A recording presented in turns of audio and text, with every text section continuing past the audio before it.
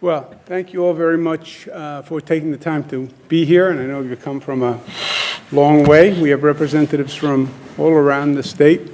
Some of you are new to this room and this process, so why don't we take a few minutes and just go around the room. Mark, maybe you start, introduce yourself, where you're from. Mark Subin, Cortland County.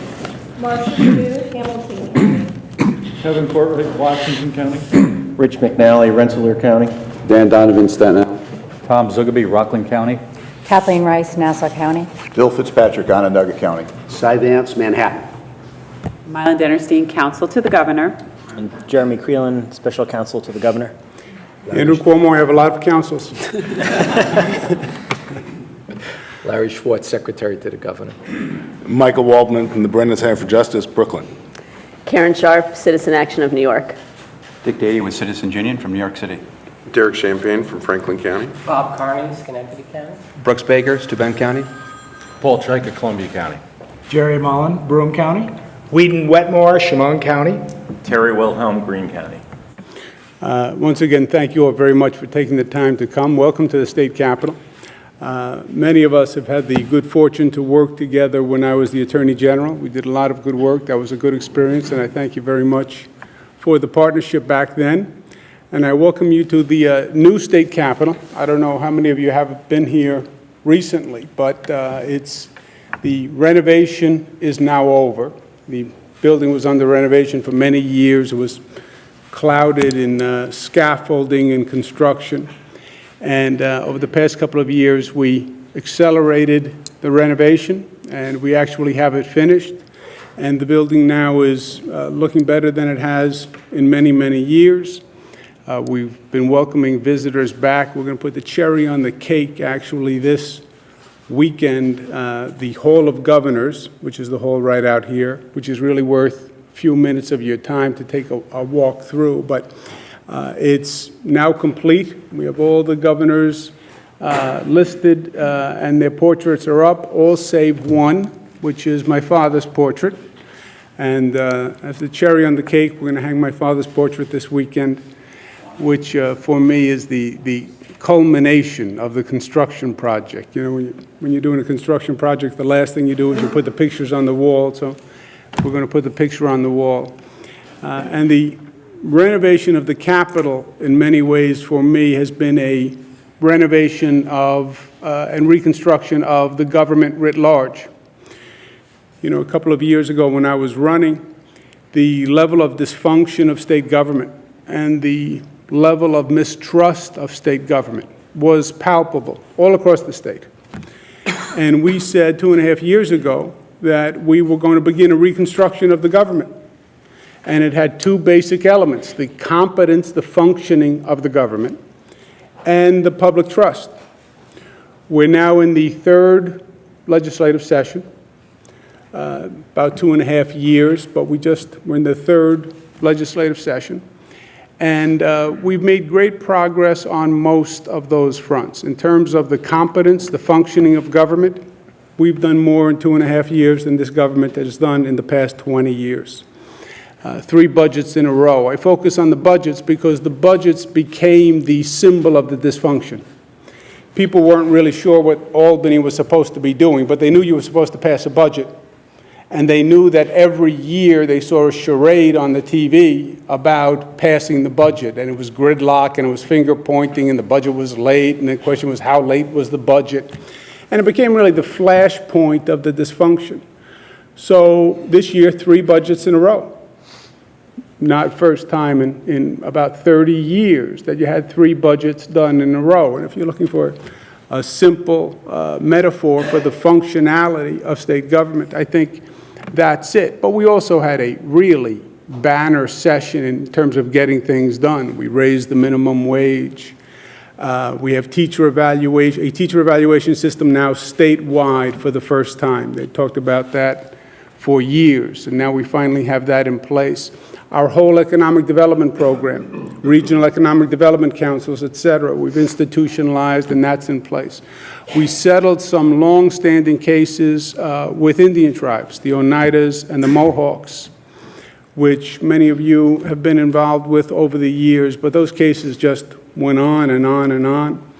and we've actually resolved them. So we've gotten a lot of good work done. We're down to the final stretch here, and we have a couple of open items.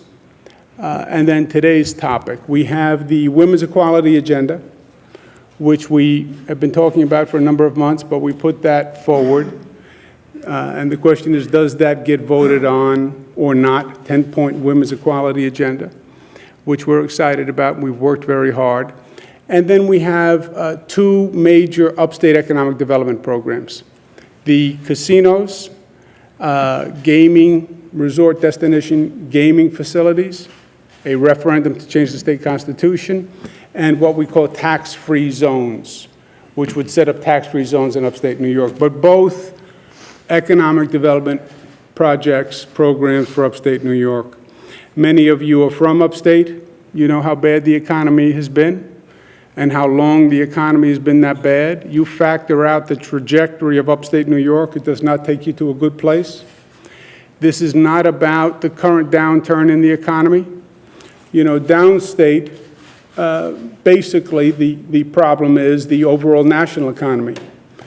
You look at upstate New York, their problems go beyond the current downturn. You look at the past 10 years. Upstate growth is a fraction of downstate. Upstate growth is a fraction of the national growth. So the tax-free zones is really a dramatic proposal that just says if you're in upstate New York to compete economically, we're going to have large-scale tax-free zones. It really, I believe, it's a kind of radical economic development approach that could actually make a difference. Because upstate New York, we're competing with all the low-tax and no-tax states. States in newspaper today says Texas is advertising in the New York market. Come to Texas. They have zero taxes. So that's what we're competing with. And you talk about a move overnight that would just level the playing field, that's the tax-free zone. But in terms of competence and restoring the competence, I think that is undeniable. But the second part of the restoration project, if you will, was restoring the trust. I announced my campaign for governor next door to Tammany Hall. And I talked about the corruption. When I was Attorney General, I was probably the most aggressive Attorney General in modern political history on government corruption. We started the Espada case, the Pedro Espada case, which is still going on now. The feds have it. They're looking for a 7-year sentence, I understand. We did the controller's case at that time. We had done member items investigations. So as AG, we were very active in actually raising the issues. I said, as governor, we now have to restore that trust. We made good progress. We did JCOPE last year, which is not a perfect institution. Very few are, but it advanced the ball. It was a major advancement. It requires disclosure. That is, when people realize the amount of disclosure we're going to have in the state now in these new forms, it's going to be really an eye-opener. So we did a lot, but we've had a setback over the past few months. There have been a number of cases, a number of charges that really has shaken the public's trust in government once again. Now, you can go case by case and argue that this was an unrelated act by the legislator. It had nothing to do with the governance. You can argue the merits of the cases, but it doesn't matter. You've had a series of cases that have gone on for weeks and weeks, and the cumulative effect has been to give the people of this state the feeling that they can't trust the government. And that is a problem. That is a problem if it's just the perception.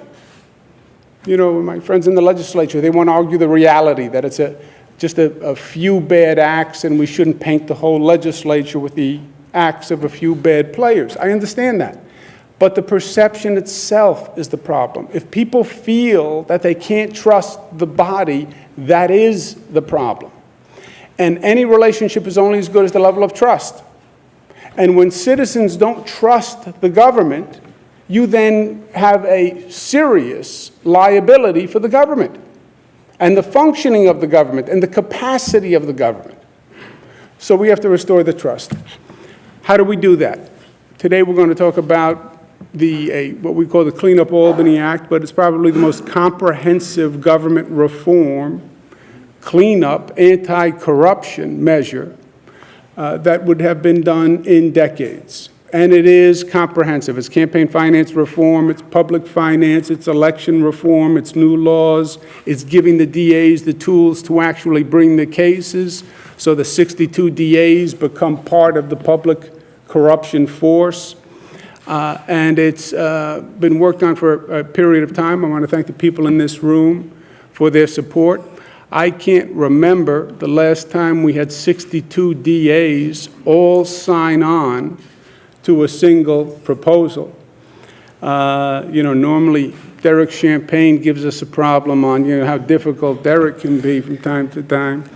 But we have all 62 DAs. I'm just kidding you, Derek. We have all 62 DAs on this letter. So that is really something amazing. And I'm hopeful that the legislature understands the issue and the legislature acts on the issue. In the alternative, the executive has tools that we can use. We can do a Moreland Commission.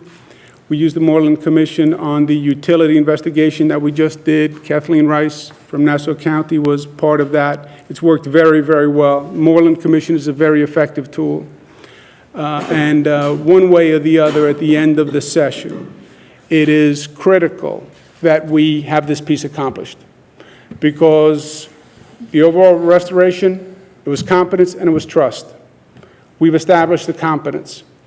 And I want to make sure we're advancing the trust. And this legislative initiative or a Moreland Commission will advance the public trust. One way or the other, we'll get it done by the end of next week. I'm going to turn it over to Jeremy Creelan now to go through what's basically in the act. Then we'll have some remarks, and then we'll take it from there. With that, Jeremy Creelan. Thank you, Governor. Today we are announcing a comprehensive package of reforms designed to continue the work that you have done to fight corruption in Albany. As you've noted, much has already been accomplished. The government is working for the people, and today your leadership provides the next chapter in the reform agenda. That agenda has three components: fighting public corruption, the Public Trust Act, voting and election reform, and campaign finance reform. The first, focused on how we prosecute public corruption, involves reforms to the criminal laws of New York State and was the subject of a bill sent up to the legislature earlier this session called the Public Trust Act. The bill does many things, and these are just a few highlights. Under current state law, district attorneys have an unduly heavy burden of proof to prove bribery by public officials, far more burdensome than under federal law. And the Public Trust Act would conform New York state law to federal law, and instead of requiring proof of an actual agreement between the person offering the bribe and the public official, the prosecutor would need only to prove that the offerer intended to influence the public official's conduct by offering the bribe. And this would help to facilitate greatly the prosecution of bribery. Under existing law, only public officials and not the private individuals who conspire with those officials to defraud the government can be convicted of the existing crime of defrauding the government. Under this legislation, the law would be changed so that private individuals could not only be convicted, but also face up to 25 years in prison and a lifetime ban from doing any kind of business with the state. Under existing law, a public official can witness a bribe of his colleague and stay quiet about it without reporting anything to law enforcement agencies. The Public Trust Act would make that silence a misdemeanor. We cannot truly change a culture of corruption without enlisting everyone to become part of the solution, and this provision would accomplish that. Under current law, individuals who are convicted of public corruption are often still allowed to do business with the state and even serve again in elected office. And under this legislation, the law would be changed that those convicted of such crimes would be banned for life from receiving state contracts, serving in elective office, serving as a registered lobbyist, or being, for example, a Medicaid provider.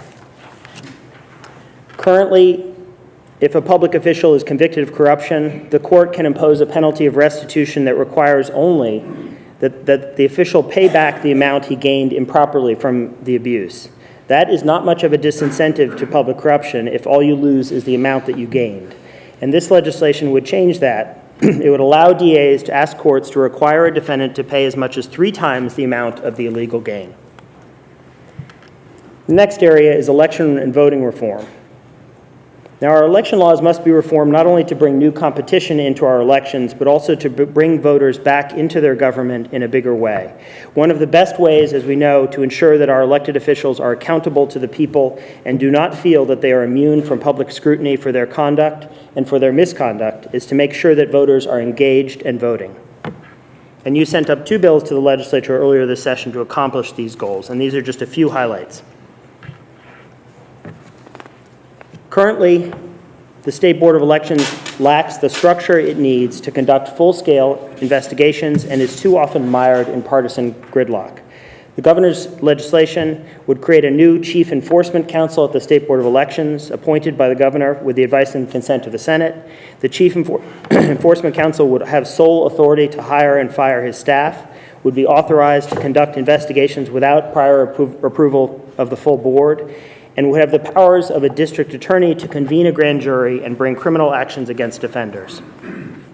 Rules mean little without enforcement, and this would dramatically overhaul enforcement of our election laws. Now, currently, New York routinely ranks at or near the bottom among states in both voter registration and voter turnout, particularly among young voters. The governor's legislation would address this by allowing 16 and 17-year-olds to pre-register to vote at their high schools, driving schools, or other convenient locations. And then once they reached 18, the Board of Elections would verify their information and register them automatically. These and other reforms in this legislation will make it much easier to register and much easier to vote on Election Day. The final area is campaign finance reform. Today, we are sending up a new piece of legislation, the Governor's Campaign Finance Reform Bill, and if passed, it would change New York from a laggard to a leader in fighting both the appearance and the reality of corruption. The problems with our current laws are many. For most offices, New York State's contribution limits are substantially higher than any other state that regulates limits at all, and so high as to ensure that large donors dominate major political campaigns and candidates spend as much time as possible raising money rather than talking with voters about issues. Contribution limits also feature numerous loopholes. Small donors play a far less significant role in influencing campaigns than large donors, and shadow groups can spend millions on advertisements without full disclosure of their sources of funding or their expenditures. Today's comprehensive reform legislation would address all of these problems and much more. Since the Supreme Court's decision in Citizens United, we have seen the beginnings of a tidal wave of spending on political advertising by outside organizations and individuals that threatens to distort the public's understanding of candidates and the outcomes of elections. Now, the First Amendment prevents the state from cutting off that spending, as you know, but the legislature can require by law far better disclosure of who is paying for those ads. Under the governor's legislation, not only any outside group, but also any and all candidates and parties would be required to disclose contributions within 48 hours of receipt, virtually real-time disclosure to help educate voters as to who is trying to influence their elections. To address New York's sky-high contribution limits, the governor's legislation would lower contribution limits for every single elected state office. Candidates who participate in the new public financing system would have very low limits, and all candidates' limits would be a fraction of what they are currently. Contributions to party committees, including housekeeping accounts, would be limited to $25,000 per contributor. Party committees would be substantially limited as well in transferring funds from wealthy donors or special interests to candidates or spending those funds to elect or oppose candidates. Currently, in addition, limited liability corporations, or LLCs, are now allowed to give as much as $102,000 to a candidate. Under this new legislation, LLCs would be treated like corporations and limited to making contributions of no more than $1,000 per year. Now, unlike many states in the nation, New York lacks a public financing system for its state offices. In New York City, however, that system has become a model for the nation for 3 main reasons. It has expanded the pool of candidates who are able to run for office, and brought in new talent. It has increased the role of average voters and small donors in the election process, and it has allowed office holders to spend a lot more time discussing issues with voters in the community rather than sitting in an office dialing for dollars. Under the governor's legislation, a system modeled on New York's would be implemented for every state elected office. Like New York City, it would provide a 6-to-1 matching fund for contributions up to $175 per contribution. It would impose strict caps on the extent of public financing to protect taxpayers, and it would be administered by a new public financing unit at the State Board of Elections that would, with the new Chief Enforcement Council, ensure for the first time that the election laws are fully and aggressively enforced. And finally, in New York State, candidates and public officials too often can spend funds on expenses unrelated to running a campaign or executing the duties of public office.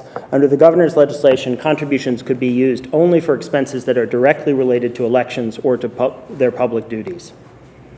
To say that the time is right for these reforms would be a dramatic understatement. These reforms are sorely needed, and the legislature should enact this package now.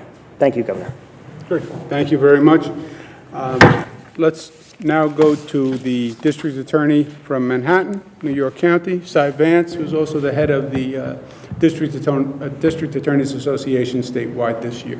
Cy? Governor, good afternoon, and thank you for inviting me and all my colleagues representing district attorneys around the state. 62 district attorneys, all of us did indeed sign a letter supporting the Public Trust Act. I agree with you. That itself has a historic aspect to it, and I think the consensus that has been reached by all the prosecutors supporting your legislation is significant. We also want to thank you for your support on law enforcement issues. Albany has been working to protect the public again and again under your leadership, but the truth is also that New Yorkers around the state have seen scandal after political scandal splashed across headlines in all our state newspapers, and we are representing constituents who are demanding more vigorous oversight of elected officials. Several months ago, when the governor first introduced the Public Trust Act, the district attorneys agreed around the state that it's time for our laws related to public corruption statewide to catch up with the reality that we're seeing unfolding weekly in newspaper articles around the state. In prosecuting public corruption and government fraud, the reality is, as the governor said, local prosecutors have had our hands tied behind our back for decades. New York's current corruption and procedural laws are outdated. They are, frankly, ineffective, and they create hurdles for our prosecutors that simply do not exist in the offices of our federal counterparts or in many other states around the country. So, speaking on behalf of the district attorneys, we are here to ask our lawmakers to get serious about enacting real change in public corruption this session. And Governor Cuomo, you have proposed a much-needed step in giving local prosecutors tools, the right tools, to crack down on corruption and government fraud. As I said, all 62 DAs support this legislation. We are a bipartisan group, and if a bipartisan group of 62 DAs from around the state can agree on an act, we certainly hope that the legislature can engage in the same bipartisan support and support this reform.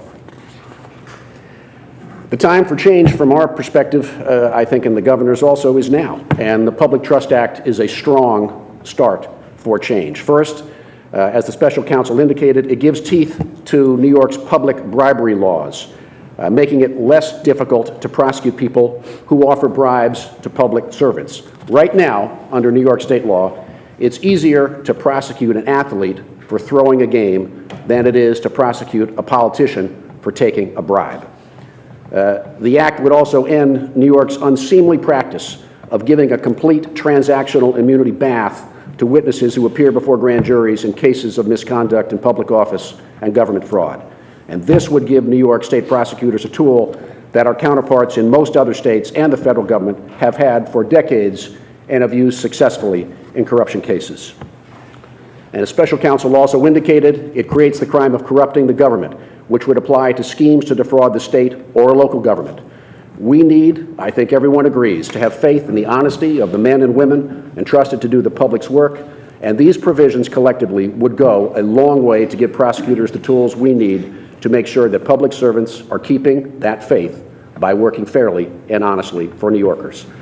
So on behalf of the district attorneys across the state, I want to thank my colleagues for coming and joining us today. Governor, thank you for inviting all of us.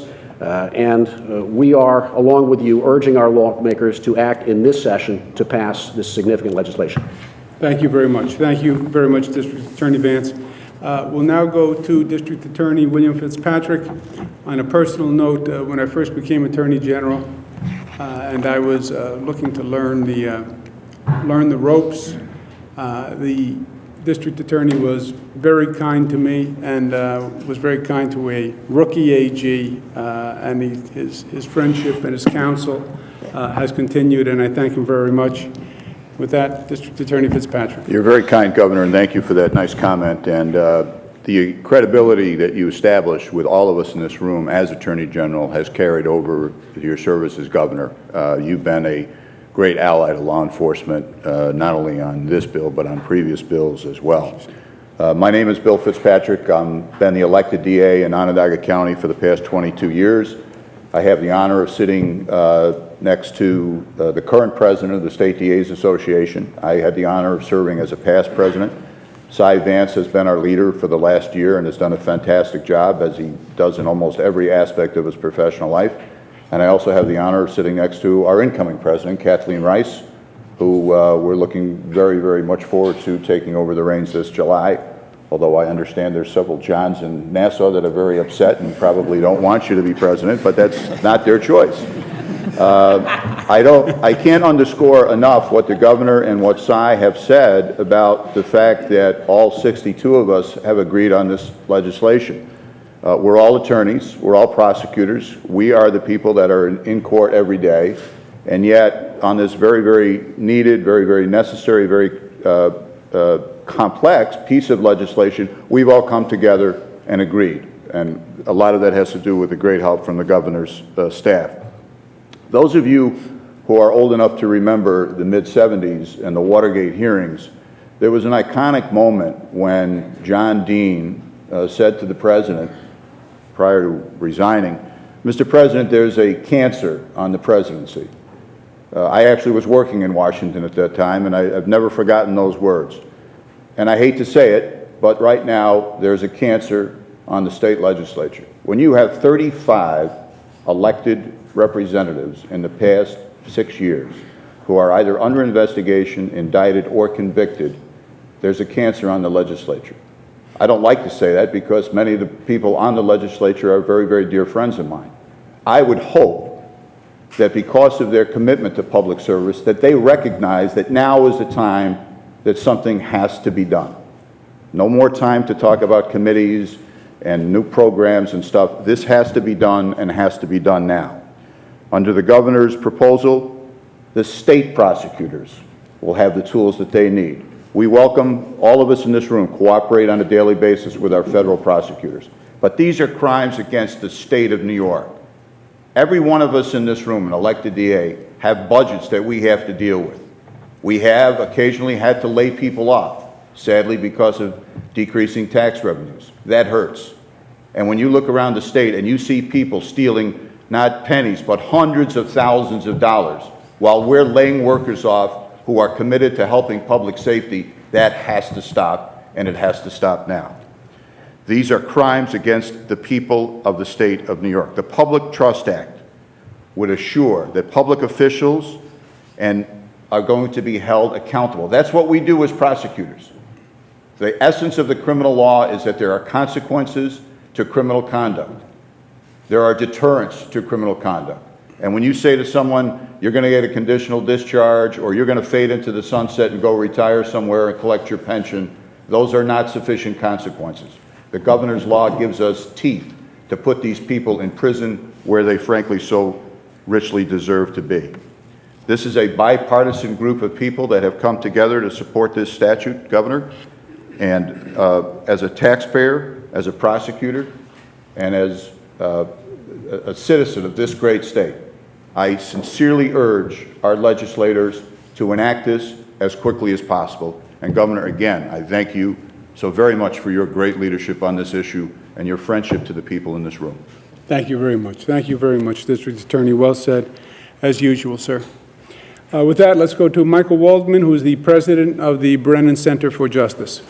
Thank you, Governor, and on behalf of the Brennan Center and also on behalf of New York Leadership for Accountable Government, New York LEAD, which, as you know, is a bipartisan group of business, civic, philanthropic, and public leaders on behalf of reform. And thank you also for your strong voice, for your strong leadership, and for this strong bill. If enacted, it would really be a very significant step here in New York and nationwide for reform and for democracy. You've heard already about one significant element of this bill. I'd like to also point out the significance of the voting reforms that are embedded within it. Expanded early voting, registration of high school students before they are able to vote. Those kinds of changes would help bring New York's elections into the 21st century so that this most basic and fundamental of right is meaningful. And we know this has been an issue all around the country. But I especially want to call attention to and express strong support for what we regard as the exceedingly important, very difficult because it is so important, task of enacting comprehensive campaign finance reform here in New York. This bill has the elements of true significant reform. It limits contributions. It brings in for the first time real tough enforcement. And it would bring to New York State small donor public financing, the key reform that gives ordinary citizens the loudest voice, even in the face of secret money and super PACs, which we've seen work well in New York City and elsewhere. This is an important piece of legislation. And what's significant here, too, is this.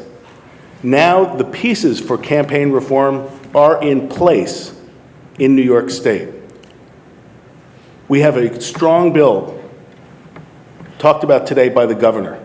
The Assembly, the Senate Democrats, and the independent Democrats have all put forward strong campaign finance reform legislation very similar. The cards are all out on the table now. There's no excuse for inaction.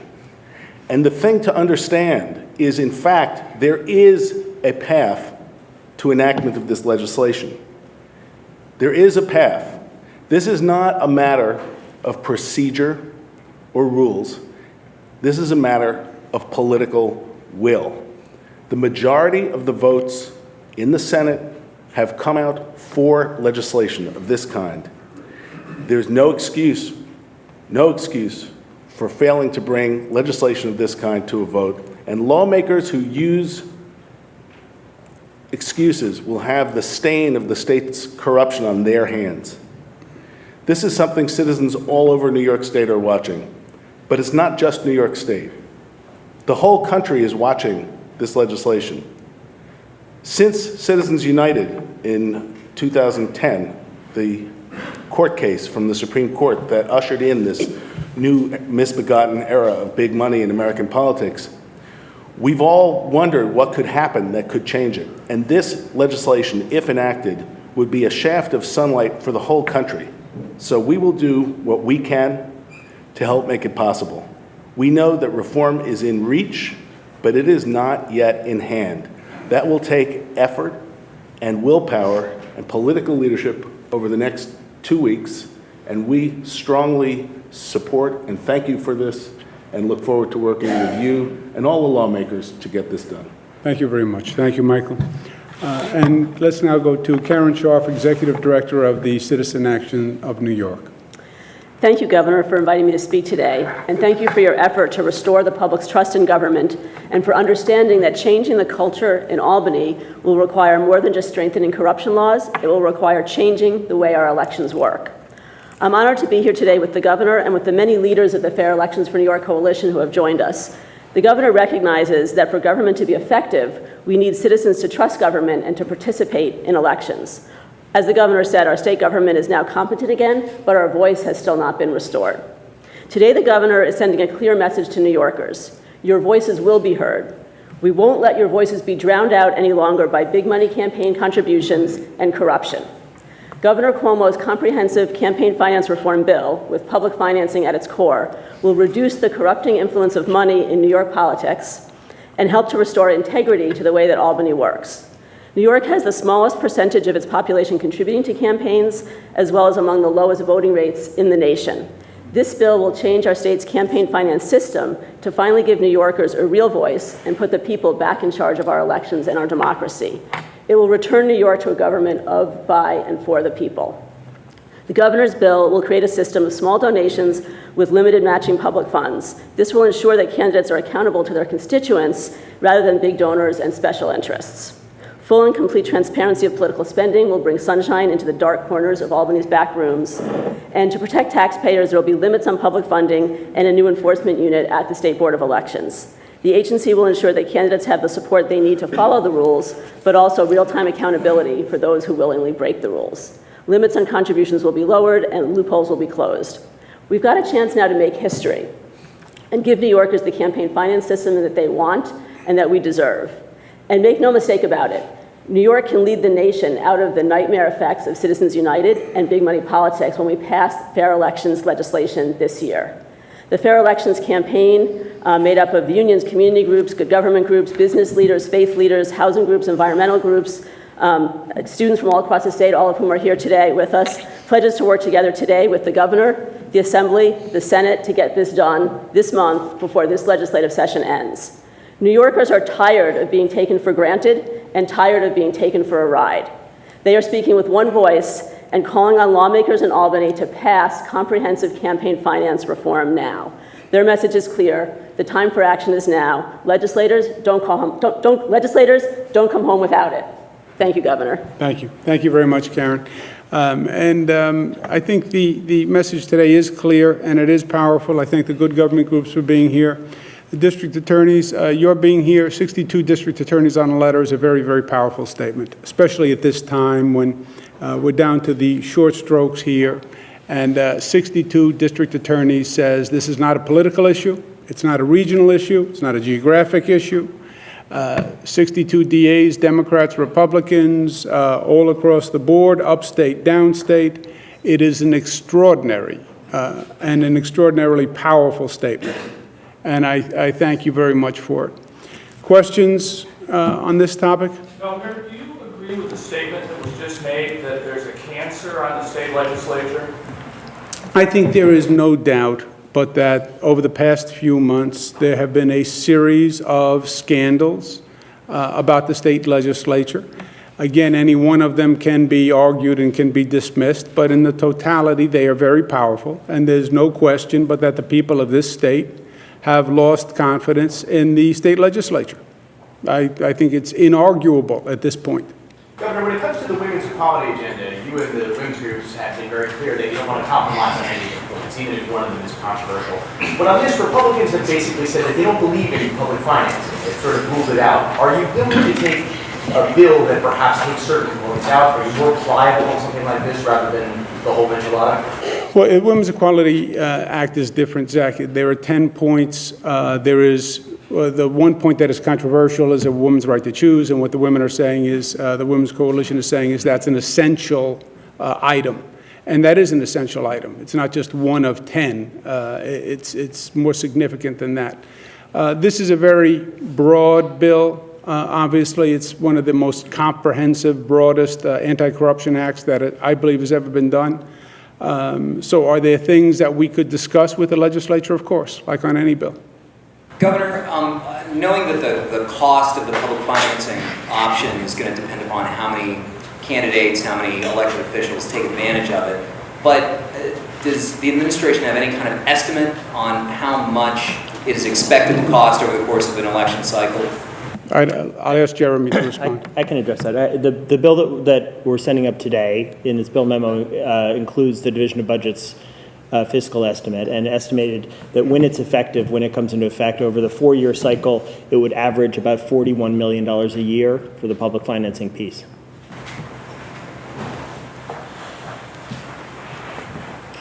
Any other questions?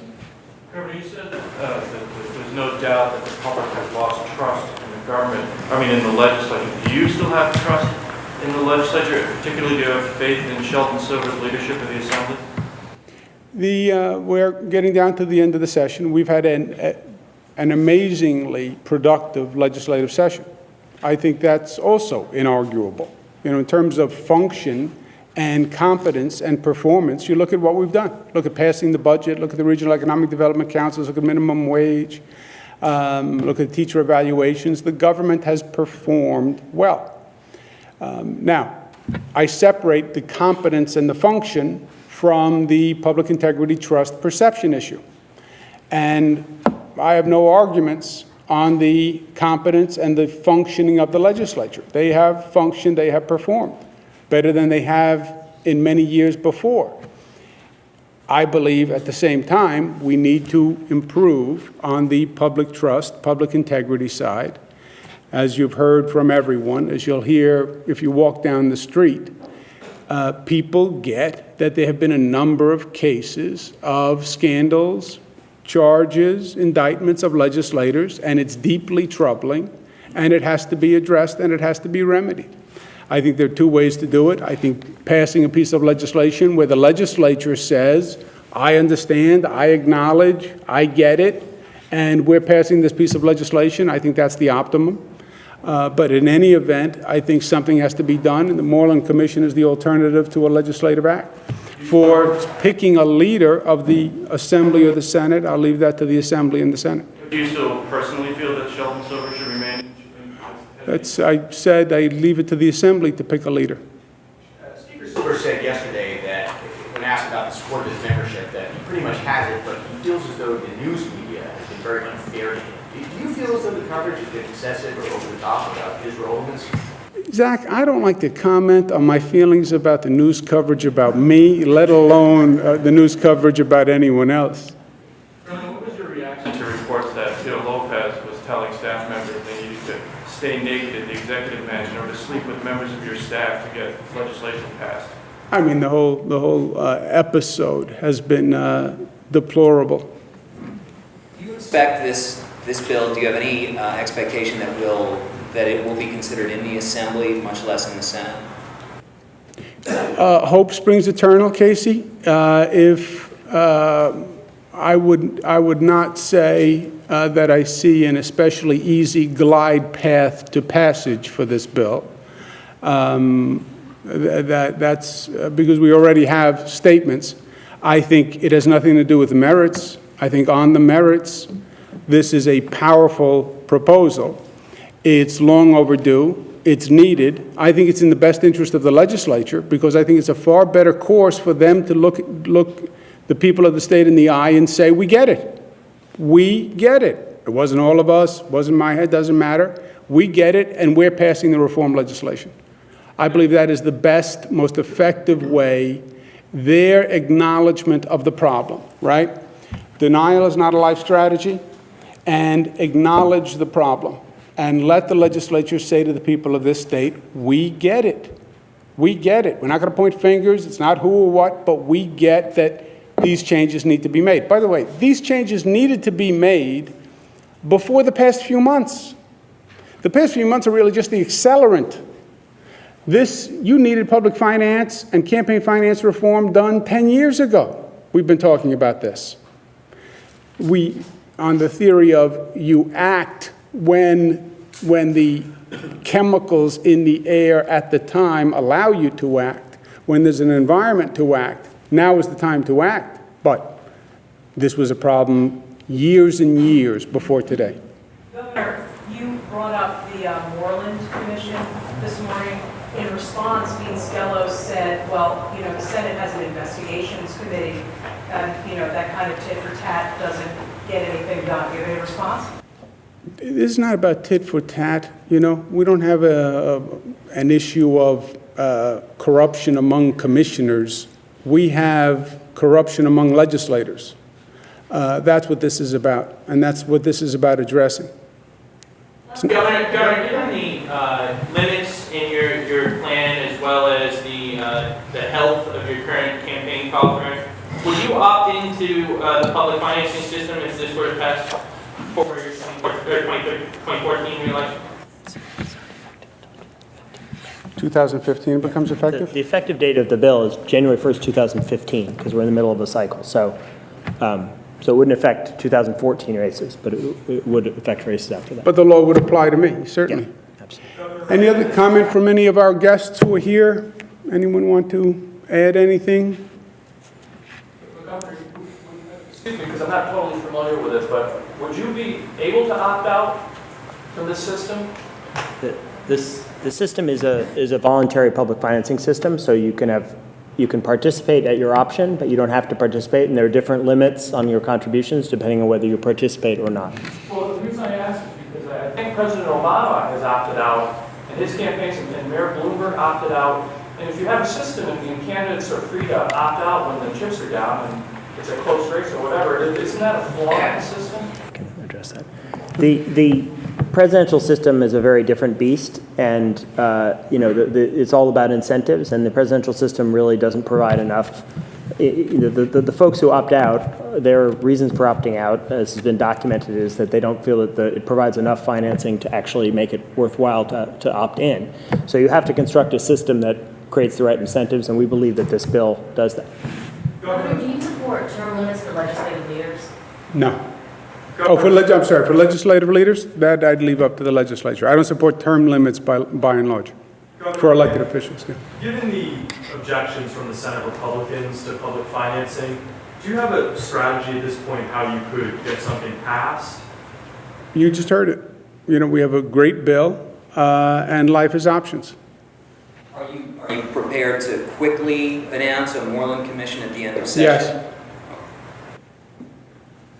Governor, if this doesn't take effect in time for your re-election, would you still commit to some of the proposals in this legislation, such as not taking more than $1,000 contribution from LLCs? I will follow the law, whatever the law is at the time. We tried, before you got here, Beth, governors have tried to sort of self-impose their own laws that they couldn't get passed, hoping that other people followed. That didn't work that well. So I'll follow whatever law is in place. Okay? Thank you all very much. Really, your presence is a powerful statement, and we thank you.